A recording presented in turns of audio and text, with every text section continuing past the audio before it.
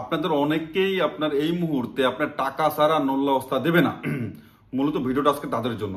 আসসালামু আলাইকুম রহমতুল্লাহ বারকাতু। তো অনেকেই বেশ বড় বড় কমেন্টস করছেন যে ভাইয়া আমার মধ্যস্থকারী বলতেছে যে নুল্লস্তা উঠে যাবে বা নুল্লস্তা উঠে গেছে বা স্পিড আইডি দিয়ে দেখছে আসতেছে যে তোমরা টাকা পয়সা রেডি করো। অনেকে বলতেছে নুল্লস্তা আইসা পড়ছে কিন্তু টাকা ছাড়া হস্তান্তর করবো না। ব্যাপারটা এরকম ঘটছে যে অনেকে বলতেছে যে ভাইয়া অলরেডি এই পর্যন্ত 1.5 লাখ 2 লাখ টাকাও দিয়ে ফেলেছে, কিন্তু তারা বলতেছে আরো টাকা দিতে হবে।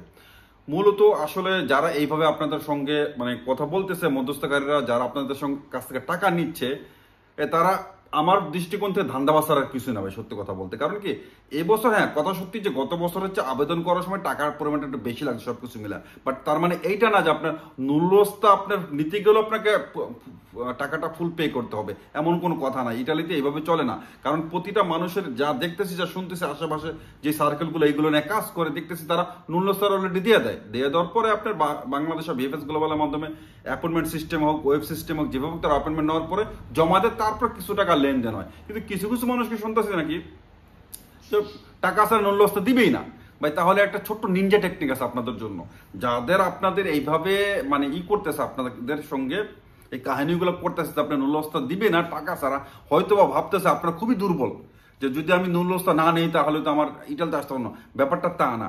আমি যখন আসছি তখন আমার ব্যাপারটা ছিল অন্যরকম। আমি আসতে চাইনি ইটালিতে, এমন কিছু না যে টাকা ছাড়া বা লেনদেন এই জাতীয় কিছু না। সে আমার খুব কাছের লোক ছিল, আমি আসতে চাই না। সে অলরেডি আপনার আমার নুল্লস্তাটা নিয়ে আপনার ভিতরে যাই জিজ্ঞেস করছিল যেটাকে নাম চেঞ্জ করা যায় কিনা। যদি নাম চেঞ্জ করা যায় তাহলে যে আসতে চাচ্ছে না তার এগেনস্টে অন্য কেউ আসবে, তার পরিবর্তে অন্য কেউ আসবে।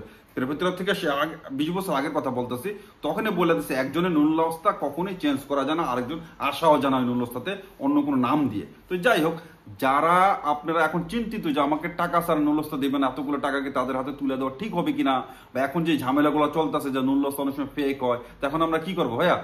একেবারে ছোট্ট নিনজা টেকনিক, আমার কথা বিশ্বাস করেন, আমার অভিজ্ঞতা থেকে বলতেছি, একবার বিশ্বাস করে দেখেন। আপনাদের মধ্যস্থকারী যারা আপনাদের কাছে এই মুহূর্তে টাকা ছাড়া নুল্লস্তা দিবে না বলতেছে, তাদের শুধু একবার বলেন, দয়া করে কষ্ট করে একবার বলেন যে আমি ইটালিতে আসবো না। শুধু একবার বলেন আমি ইটালিতে আসবো না, আমার নুল্লস্তার প্রয়োজন নাই। যদি আপনার নুল্লস্তার টাকা ছাড়া দিতে পারেন, আমার ভিসা হওয়ার পর টাকা দেবো, দেন, তা না হলে আমি ইটালিতে আসবো না।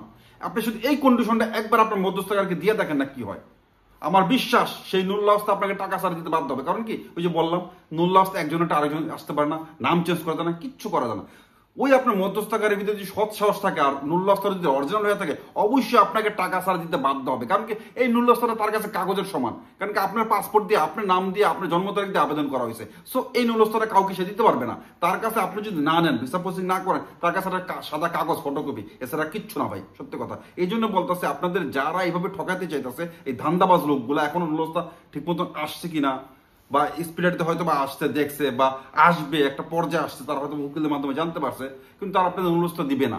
তাদের জন্য এই সমাধান যে আপনি নুল্লস্তা নিবেন না, সোজা বলে দেন আমি নুল্লস্তা নিব না। যদি টাকা ছাড়া দিতে পারো ভাই তাহলে দাও, আমি ভিসা প্রসেসিং করবো, আমি অ্যাপয়েন্টমেন্ট নেবো, ভিসা প্রসেসিং করবো, ভিসা হবে, দেন তোমার সঙ্গে কথা হবে টাকা নিয়ে। তার আগে আমি কোনো প্রকার কোনো টাকা পয়সা লেনদেন করবো না। তাহলে দেখবেন যে আপনার মধ্যস্থকারী কিভাবে নুল্লস্তার হস্তান্তর করে। আজকে এখানে ভালো থাকবেন, আল্লাহ হাফেজ, চাও চাও।